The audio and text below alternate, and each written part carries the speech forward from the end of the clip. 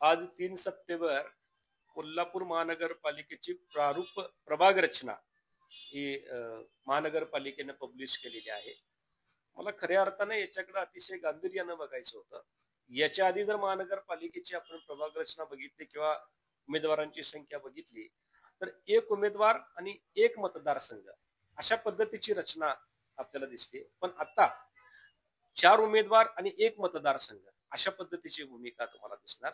याच्यामुळं या सरकारनं जो काही सर्वसामान्य कार्यकर्ता उभा राहू शकत होता त्याची संधी हिसकावून घेतली असं मला खास करून सांगावं लागेल. कारण याच्या आधी मतदारसंघाची संख्या 5 ते 7 हजार असायची, जास्तीत जास्त म्हटलं तर 8-10 हजारच्या आसपास असायची.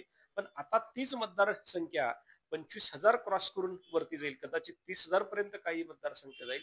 म्हणजे सर्वसामान्य कार्यकर्त्याला ज्या या समाजातील मूळ घटकाची किंवा समाजातील प्रत्येक व्यक्तीची जी काही तळमळीची भावना होती की आपण त्याची सेवा करावी, त्याला राजकीय तसेच कायदेशीर लाभ मिळवून द्यावेत, ती आता मुळापासून उकडून पडणार आहे. आणि इथं पक्षीय राज आपण म्हणूया, कारण सिंगल व्यक्ती लढू शकत नाही, अपक्षाची ताकद पुरणार नाही.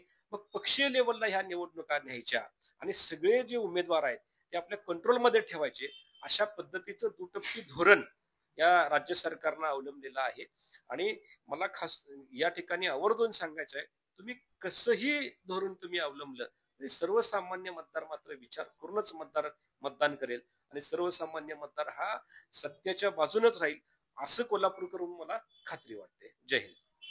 हे आहे गोकुळचं श्रीखंड, अगदी जिभेवर रेंगाळणार. जिभेवरच नाही तर मनावरही रेंगाळणार. गोकुळ श्रीखंड, मनावर रेंगाळणार.